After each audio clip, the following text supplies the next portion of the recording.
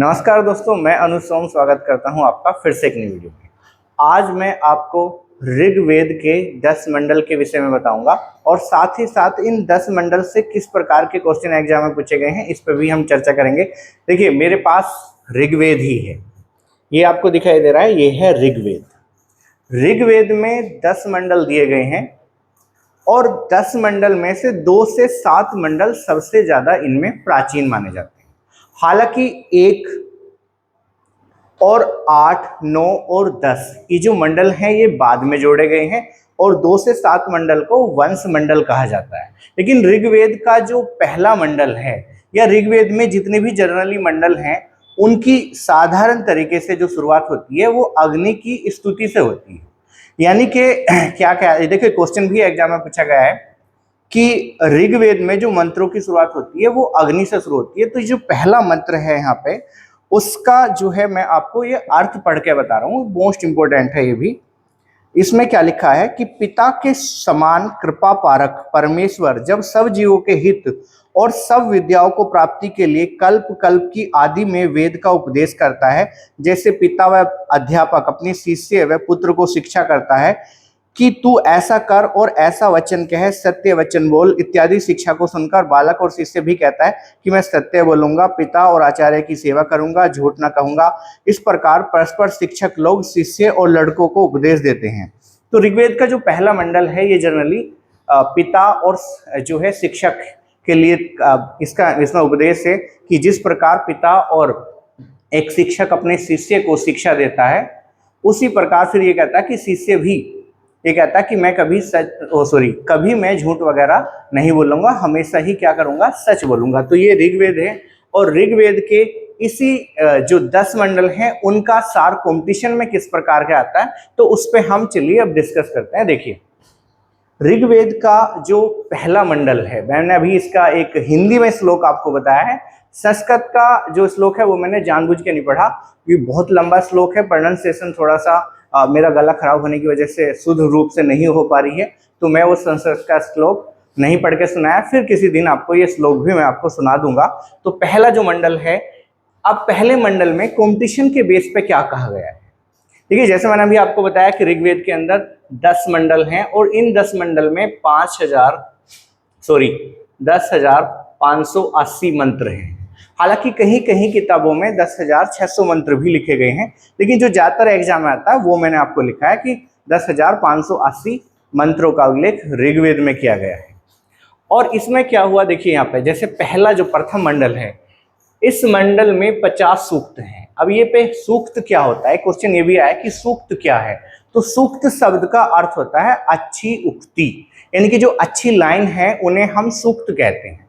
तो ऋग्वेद के जो 50 सूक्त हैं अकेले ये कण्व ऋषि के द्वारा लिखे गए थे। यानी कि ऋग्वेद का जो प्रथम मंडल है उसके 50 सूक्त कण्व ऋषि के द्वारा लिखे गए हैं। बाकी सूक्त जो हैं इसके अलग अलग ऋषियों के द्वारा लिखे गए हैं। अब इसमें क्या है, इसमें 20 राजाओं के युद्ध का वर्णन है। देखिए यहाँ पे इंपॉर्टेंट है, 7वां ऋग्वेद का जो मंडल है उसमें 10 राज युद्ध का उल्लेख है, जिसमें 10 राजाओं के साथ राजा सुदास का युद्ध हुआ था। लेकिन पहले मंडल में भी 20 राजाओं के युद्ध का वर्णन है और इस युद्ध में कितने, इस युद्ध में 6099 राजाओं ने भाग लिया था। तो इस युद्ध में, सॉरी ये थोड़ा एक गलत है, इसमें लगभग 60,099, यहाँ पे गलत लिख गया, ये जो है यहाँ पे ये 60,099 है। तो 60,099 राजाओं ने इस युद्ध में भाग लिया था। यानी कि प्रथम मंडल में 20 राजाओं का उल्लेख है जिसमें 60,099 राजाओं ने युद्ध में भाग लिया था। ठीक है, और इसके मैंने अभी आपको जैसा बताया है कि 50 जो सूक्त हैं वो कण्व ऋषि के द्वारा लिखे गए हैं। इसके साथ देखिए दूसरा मंडल क्या है। अब दूसरे से 7वां मंडल ऋग्वेद का सबसे प्राचीन है।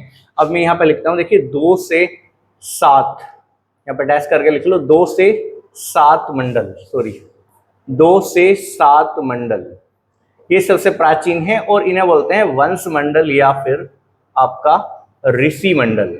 तो 2 से लेके यहाँ से शुरू होके और आपका यहाँ 2 से लेके 7 तक के जो मंडल हैं ये वंश मंडल या ऋषि मंडल कहलाते हैं। ऋग्वेद का यही भाग सबसे ज्यादा प्राचीन है। पहला इसके अलावा फिर ये 8वां 9वां और 10वां ये बाद में जोड़े गए हैं। अब ऋग्वेद किसी एक ऋषि के द्वारा नहीं लिख के, ये अलग अलग ऋषियों के द्वारा लिखा गया है। और जनरली आपने पढ़ा होगा कि वेदों का संकलन करता कौन है, तो वेदों के संकलन करता जो है ये आप जानते होंगे वेद व्यास कहलाते हैं। असल में वेदों का संकलन करने के कारण उन्हें वेद व्यास कहा गया था। उनका नाम था महर्षि कृष्णदेवपायन। महर्षि कृष्णदेवपायन ने चूंकि वेदों का संकलन किया है या वेदों को एक किताब के रूप में कन्वर्ट किया है, तो इसकी वजह से उन्हें वेदों का संकलन करता कहा जाता है और इसी कारण उन्हें वेद व्यास नाम भी दिया गया था। तो ये जो मंडल हैं ये अलग अलग ऋषियों के द्वारा लिखे गए हैं। जैसे मैंने अभी बताया कि पहले मंडल में जनरली कण्व ऋषि ने ज्यादा लिखा है। दूसरे मंडल की बात करो तो दूसरा मंडल गृहस्थमत ऋषि का है। गृहस्थमद ऋषि ये जो है दूसरा मंडल। और साथ ही साथ देखिए ऋग्वेद का जो पहला मंडल है, पहला मंडल और 10वां मंडल, इन दोनों मंडलों में लगभग जो है समान ही सूक्त हैं। सूक्तों की संख्या इनमें लगभग समान है, लेकिन क्या है पहले मंडल में मंत्रों की संख्या अधिक है। ये आप अच्छी तरीके से याद रखें। सूक्तों की संख्या पहले और 10वें में इक्वल है, दोनों में समान है, 191 ही है। लेकिन अगर हम मंत्रों की बात करेंगे तो प्रथम मंडल में मंत्रों की संख्या ज्यादा है, तो ये इंपॉर्टेंट है। और ऋग्वेद का जो सबसे छोटा मंडल है वो दूसरा मंडल है। अब ये मंडल किसने लिखा? ये मंडल लिखा गृहस्थमद ऋषि ने। और इससे क्या, इन्हें क्या कहता है? विश्व के पहले अभियांत्रिक। अब अभियांत्रिक कौन होता है? अभियांत्रिक होता है इंजीनियर। यानी कि विश्व में एक क्वेश्चन एग्जाम आया कि विश्व के पहले इंजीनियर कौन थे, तो ये है आपके गृहस्थमद। अब ये एक क्वेश्चन ये यूपीपीसीएस या फिर सिविल में पूछा गया है। इसके अलावा जो नेट वगैरह के एग्जाम है उनके अंदर भी ये क्वेश्चन आया। हालांकि अब ये क्वेश्चन नॉर्मल हो चुका है, तो अगर आप तैयारी कर रहे हैं तो आप किसी भी एग्जाम के लिए ये क्वेश्चन इंपॉर्टेंट है, खासकर एसएससी सीजीएल में भी ये चीज जो है इंपॉर्टेंट है। इसके बाद तीसरा मंडल, तीसरा मंडल बहुत ज्यादा खास है। इसमें विश्वामित्र का उल्लेख। विश्वामित्र जो है एक राजा थे और विश्वामित्र और वशिष्ठ के मध्य सर्वश्रेष्ठता को लेकर झगड़ा हुआ था। विश्वामित्र ने फिर राजा का पद त्याग किया और तपस्या की इन्होंने फिर, और तपस्या करने के बाद इन्होंने कहा था वशिष्ठ से कि मैं आपसे बड़ा जो है वो ब्राह्मण बनकर दिखाऊंगा। तो ऋग्वेद में एक चीज और भी याद रखना है। ऋग्वेद में जब जिस समय ऋग्वेद का टाइम पीरियड है जो जनरली कॉम्पिटिशनों में 1500 से 1000 BC लिखा गया है। हालांकि देखिए ये चीज मैं आपको बता दूं कि ऋग्वेद इससे भी ज्यादा पुराना है, लेकिन जो कंपटीशन की तैयारी कर रहे बच्चे वे 1500 से 1000 BC ही याद रखेंगे। तो जिस समय ऋग्वेद लिखा गया है, तो यानी कि जिस समय ऋग्वेद का काल है, तो विश्वामित्र और वशिष्ठ, क्योंकि विश्वामित्र और वशिष्ठ के विषय में अभी बता रहा था मैं, विवाद हुआ था कि कौन श्रेष्ठ ब्राह्मण बन के दिखाएगा। और तो उस समय क्या था, उस समय जाति व्यवस्था अस्तित्व में नहीं थी, कर्मों के आधार पर था। क्योंकि विश्वामित्र राजा थे तो क्षत्रिय थे, लेकिन बाद में इन्होंने अपनी विज्ञान सीखा, ज्ञान सीखने के बाद, बहुत ज्यादा ज्ञान ग्रहण करने के बाद ये बहुत बड़े ब्राह्मण कहलाए। इसी प्रकार वशिष्ठ के जो पिता थे, वशिष्ठ के पिता क्षत्रिय थे और उनकी माता उर्वशी जो थी वे अप्सरा थी, लेकिन वशिष्ठ क्या कहलाए? बहुत बड़े ब्राह्मण कहलाए। तो इस समय जाति व्यवस्था अस्तित्व में नहीं थी, तो इन दोनों में झगड़ा हुआ और झगड़े के बाद जो है सर्वश्रेष्ठता की जंग में जो एक सर्वश्रेष्ठता की जो जंग हुई है वो आगे जाके 7वें मंडल में भी हुई है, वो भी मैं 7वें मंडल में जिक्र करूंगा। तो विश्वामित्र बहुत बड़े फिर विद्वान बने और इन्होंने ही गायत्री मंत्र जो है वो लिखा है। तो यहाँ से एग्जाम आता है कि गायत्री मंत्र किसने लिखा, तो गायत्री मंत्र विश्वामित्र के द्वारा लिखा गया। अधिकांश ये चीज जानते भी होंगे। गायत्री किसके लिए समर्पित है? देखिए गायत्री मंत्र का जो लिखने का उद्देश्य ये था कि जो लोग अनार्य थे उन्हें आर्य बनाने के लिए ये मंत्र लिखा गया। ये भी एग्जाम में आया है, आर्य और अनार्य। अब यहाँ पे क्या हुआ, क्योंकि हमारा ज्यादातर इतिहास अंग्रेजों के द्वारा लिखा गया, तो यहाँ पे आर्य अनार्य का कॉन्सेप्ट पैदा किया, जबकि आर्य शब्द किसी जाति को सूचित नहीं करता। आर्य शब्द का ऋग्वेद में, अभी मैंने आपको ऋग्वेद दिखाया ही था शुरुआत में, ऋग्वेद में आर्य शब्द का 36 बार उल्लेख हुआ। हालांकि बहुत सी किताबों में ये 33 बार लिखा हुआ है, लेकिन जो लेटेस्ट अपडेट बुक है उनमें ये लिखा हुआ है कि आर्य शब्द का जो ऋग्वेद है उसमें 36 बार उल्लेख हुआ है।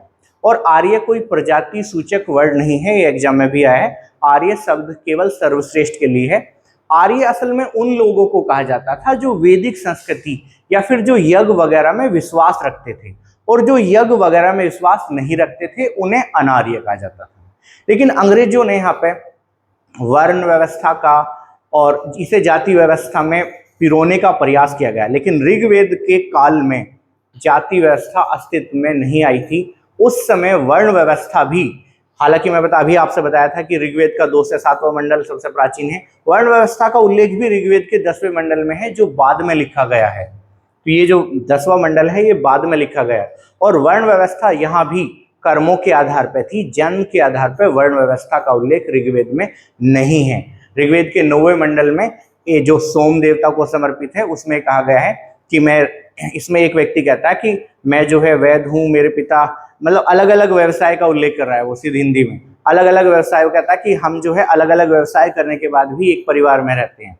तो ऋग्वेद से हमें ये जानकारी मिलती है कि इस समय जाति व्यवस्था अपने जिस स्वरूप आज वर्तमान में है इस स्वरूप में नहीं आई थी। तो ऋग्वेद का 3रा मंडल विश्वामित्र ने लिखा। इसमें जो गायत्री मंत्र है वो अनार्यों को आर्य बनाने के लिए लिखा गया है, और गायत्री मंत्र सावित्री को, अब सावित्री कौन है? सावित्री जनरली उदित होते सूर्य को कहा गया है। तो ये पॉइंट इंपॉर्टेंट है, दोबारा से फिर सुन लीजिए। ऋग्वेद का 3रा मंडल विश्वामित्र के द्वारा लिखा गया, इसमें गायत्री मंत्र का उल्लेख है। गायत्री मंत्र लिखे जाने का कारण क्या है? अनार्यों को आर्य बनाए जाना। गायत्री मंत्र किसको समर्पित है? सावित्री को समर्पित है। सावित्री किसे कहा जाता है? उदित होते हुए सूर्य को सावित्री कहा जाता है। तो ये बात 3रे मंडल से संबंधित है। इसके बाद 4थे मंडल की बात करोगे तो 4था मंडल वामदेव, ये वामदेव ऋषि थे, उन्होंने इसमें क्या है? कृषि और कृषि मंत्रों का उल्लेख है इसमें। तो कृषि मंत्रों का उल्लेख कौन से मंडल में? 4थे मंडल में हुआ। 5वां मंडल अत्रिस ऋषि से संबंधित है, ये इतना हालांकि खास नहीं है, तो इसमें बस ये आप याद रखेंगे 5वां मंडल अत्रिस ऋषि से संबंधित है। 6ठा मंडल भी इतना खास नहीं है, भारद्वाज ऋषि से संबंधित है। 7वां मंडल की खास है, काफी बार एग्जाम में क्वेश्चन आए हैं, क्योंकि 10 राज युद्ध का उल्लेख इसी में है। अब देखिए, जैसे मैंने आपको बताया था कि विश्वामित्र और वशिष्ठ में झगड़ा हुआ श्रेष्ठता की जंग को लेकर, तो 7वां मंडल में भी इसी चीज का उल्लेख है। होता यह है कि इस समय जो वैदिक आर्य थे, तो वैदिक आर्यों के 5 कबीले होते थे, और मतलब वैदिक आर्यों के 5 कबीले थे जिनको जनरली उस समय जन कहा जाता था। इन जन में भरत जन जो है वो काफी भरत जन ये काफी शक्तिशाली जन था। भरत जन के राजा थे सुदास। राजा सुदास क्या करते हैं? राजा सुदास विश्वामित्र को पुरोहित के पद से हटा के और वशिष्ठ को अपना पुरोहित बनाते हैं। अब चूंकि दोनों के बीच में झगड़ा था पहले से ही, वशिष्ठ का और विश्वामित्र का, तो क्या होता है, ये बंदे जो हैं राजा सुदास क्या करते हैं, विश्वामित्र को पुरोहित के पद से हटा के वशिष्ठ को अपना पुरोहित बनाते हैं। तो विश्वामित्र क्या करते हैं, विश्वामित्र 5 आर्य और 5 अनार्य जो जन है इन्हें एकत्रित करके और वे राजा सुदास के साथ युद्ध करते हैं। राजा सुदास इन 10 के 10 जनों को हराता है, और उसमें जो है राजा सुदास की राजा सुदास की जो सहायता है वो इंद्र ने भी की थी। तो ऋग्वेद का 7वां मंडल वशिष्ठ ऋषि के द्वारा लिखा गया है। वरुण देवता का उल्लेख 7वें मंडल में है, ये भी क्वेश्चन एग्जाम में आया है। साथ ही साथ 10 राज युद्ध का वर्णन है इसी में ही, और इसी में ही वेद पाठी ब्राह्मण की तुलना बोलते हुए मेंढकों से की है। जिस प्रकार बरसात में मेंढक टर्टर की आवाज करते हैं, इसी प्रकार वेद पाठी जो ब्राह्मण है वे भी जो है मेंढकों की तरह ही टर्टर करते हैं। इस तरह की जो वर्णन है वो ऋग्वेद के 7वें मंडल में है। ठीक है, तो इसके बाद क्या है, 8वां मंडल है कण्व ऋषि को। देखिए, मैंने 8वें मंडल में यह भी बताया था कि जो प्रथम मंडल है उसके 50 सूक्त कण्व ऋषि ने लिखे थे। तो 8वां मंडल भी इतना कोई खास नहीं है। 9वां खास है। 9वां मंडल जो है ये अंगिरा पौमान्य, जो अंगिरा हुए पौमान्य ऋषि, उनके द्वारा इसको लिखा गया था, और 114 सूक्त हैं इसमें। सूक्त मैंने अभी आपको बताया था अच्छी उक्ति होता है सूक्त का, सोम देवताओं को समर्पित है। देखिए, बहुत से बच्चे, एक बार मैं क्या हुआ पढ़ा रहा था, तो क्योंकि मेरे नाम के पीछे भी सोम लिखा हुआ, तो मैं जब सोम देवता का वर्णन कर रहा था तो उसे लगा कि ये अपनी प्रशंसा कर रहा है। तो भाई देखो, ऐसा कुछ नहीं है, हमारा जो सोम है वो अलग है और ये जो सोम है ये अलग है। ठीक है, तो ये सोम देवता थे। सोम असल में एक रस हुआ करता था जिसके विषय में कहा जाता है कि सोम का पान करके देवता अमर हो जाते हैं। और इसमें ये कहा गया है कि प्रजा का जो प्रजा होती है उसका संरक्षक तो राजा होता है, लेकिन ब्राह्मणों का जो संरक्षण है वे सोम देवता करते हैं। तो सोम देवता ब्राह्मणों के देवता बताए गए हैं। तो सोम एक रस है जिसके विषय में कहा गया है कि सोम रस का पान करके देवता अमर हो जाते हैं। इंद्र भी सोम रस का पान करते थे, ऐसा उल्लेख है। और सोम जो रस है या सोम जो पौधा था ये मुंजवत पर्वत पर मिलता था। वर्तमान में सोम देवता या फिर सोम रस या फिर सोम का जो वृक्ष हुआ करता था या जो पेड़ हुआ करता था या कोई पौधा हुआ करता था उसकी तुलना इफेड्रा से की जाती है। अब इफेड्रा क्या है? इफेड्रा एक छोटा सा पौधा होता है। इफेड्रा से इफेड्रीन प्राप्त होती है जिसका इस्तेमाल जो अस्थमा, जिसे अस्थमा वगैरह की समस्या है उसके लिए इसका इस्तेमाल किया जाता है। ठीक है, इसके बाद जो है देखिए 9वां मंडल जो है मैंने अभी आपको क्लियर कर दिया। तो 114 सूक्त हैं, इसमें 10वां मंडल खास है। 10वें मंडल में क्या क्या है आप देखिए। 10वें मंडल ये महासूक्त कहा जाता है इसे। इसमें पुरुष सूक्त का वर्णन है। पुरुष सूक्त के क्वेश्चन एग्जाम में आई, जैसे मैंने अभी आपको बताया था कि ऋग्वेद में वर्ण व्यवस्था का उल्लेख 10वें मंडल में जाके होता है। और यही वो मंडल है, शुरुआत में अगर हम ऋग्वेद के जो मंडल पढ़ते हैं तो शुरुआत में ऋग्वेद बहुदेववाद को सूचित करता है। ठीक है, दो प्रकार के कॉन्सेप्ट संसार में पाए जाते हैं। एक तो होता है जो एक ही देवता में विश्वास करते हो, या फिर जो जिनका मानना है कि ईश्वर एक है। एक विचारधारा तो ये होती है जिसे बोलते हैं मोनोथिज्म। मोनोथिज्म का मतलब है एक ही ईश्वरीय सत्ता में विश्वास करने वाले।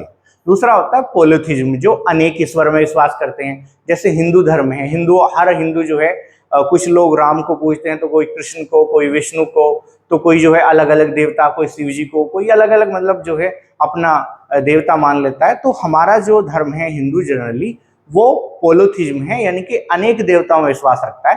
तो ऋग्वेद के शुरुआत के जो मंडल हैं वो पोलोथिज्म को इंडिकेट करते हैं, जबकि ऋग्वेद का जो 10वां मंडल है ये मोनोथिज्म को, यहाँ पे ईश्वर एक है जैसी जो अवधारणा है वो जाके मिलती है। यानी कि ऋग्वेद के 10वें मंडल में क्या होता है, ये मोनोथिज्म की तरफ इशारा करता है कि ईश्वर एक है। अब इसमें काय का उल्लेख है? पुरुष सूक्त का। पुरुष सूक्त में जी उसमें कहा गया कि प्राचीन समय में एक विराट पुरुष की बलि दी गई थी जिसके मुंह से ब्राह्मण, हाथों से क्षत्रिय, जांघों से वैश्य और पैरों से शूद्र पैदा हुए थे। इसी चीज का वर्णन महाभारत में भी मिलता है और विष्णु पुराण में भी ऐसे ही लिखा हुआ है। तो इसमें जो है वर्ण व्यवस्था का उल्लेख है। और ऋग्वेद में, मैंने अभी पहले से बता रहा हूं मैं, ऋग्वेद में जाति व्यवस्था अस्तित्व में नहीं आई थी। जिसका जैसा पेशा था वो वैसा ही, जो जैसा कर्म करता था वो वैसा ही। मान लिया जैसे कोई पढ़ रहा है तो वो विद्वान है, वेदों का अध्ययन वो कर रहा है तो वो ब्राह्मण, या अगर वो शिक्षा दे रहा है तो वो ब्राह्मण। ब्राह्मण का मतलब जिसे ब्रह्म का ज्ञान हो। और ब्रह्म जो शब्द है या ब्राह्मण शब्द का अर्थ होता है स्थायी। तो ब्राह्मण शब्द का जो शब्द है वो चिरस्थायी या स्थायी होता है, तो ये भी आप याद रख सकते हैं। और जो रक्षा कर रहा है उसे क्षत्रिय कहा जाता है। छत का अर्थ होता है हानि रहित, तो जो रक्षा करता है उसे क्षत्रिय कहा जाता है। वैश्य जिसे कहा जाता है जो व्यापार कर रहा है, और शूद्र जो इन वर्णों की सेवा कर रहा है उसे शूद्र। तो इसमें ऐसा नहीं था कि जैसे मान लिया करो एक ही परिवार में ब्राह्मण भी था, क्षत्रिय भी था, वैश्य भी था और शूद्र भी था, एक ही परिवार में। यानी कि एक ही अगर कोई परिवार है उसमें अगर 4 लड़के हैं तो उसमें अगर जो पढ़ रहा है वो ब्राह्मण, जो रक्षा का कार्य कर रहा है वो क्षत्रिय, जो व्यापार कर रहा है वो आपका वैश्य, और जो इनकी सेवा में लगा हुआ है वो आपका शूद्र है। तो ये इस तरह की अवधारणा यहाँ पे थी। जैसे आज भी क्या होता है, मान लिया एक परिवार में या किसी के अगर 4 संतान हैं तो उसमें क्या होता है, कोई पढ़ता है, कोई कृषि कार्य लगा हुआ। इसी तरीके से पहले भी वर्ण व्यवस्था थी, लेकिन बाद में ये जाति व्यवस्था में कन्वर्ट हुई, जिसकी वजह से समाज में भेदभाव जैसी धारणा पैदा हुई जो आज तक भी प्रचलित है। तो 10वां मंडल में पुरुष सूक्त में मैंने आपको बता दिया। इसके अलावा नदीय सूक्त है यहाँ पे, जो है लगभग ऋग्वेद में 31 नदियों का उल्लेख है, जिसमें जो आपका नदी सूक्त है उसमें 21 नदियों का उल्लेख है। और सबसे ज्यादा जो ऋग्वेद में नदी का किसी का उल्लेख है वो है आपका सिंधु नदी। सबसे ज्यादा वर्णित सिंधु नदी का हुआ है, लेकिन सबसे पवित्र नदी सरस्वती को कहा गया है। तो नदी सरस्वती के लिए क्या कहा गया है? नदी तमा। नदी तमा मतलब नदियों में सबसे पवित्र। ठीक है, इसके अलावा नदी सूक्त हो गया। इसके अलावा हिरण्यगर्भ्य। हिरण्यगर्भ्य का क्या मतलब है? हिरण्यगर्भ्य का मतलब है सृष्टि की रचना किस प्रकार से हुई है उसका वर्णन भी 10वें मंडल में मिलता है। साथ ही साथ 10वें मंडल में ही विवाह सूक्त का भी उल्लेख है, यानी कि विवाह जो होने की परंपरा शुरू हुई है सनातन धर्म में, वो 10वें मंडल में ही उसमें जाकर फिक्स होती है।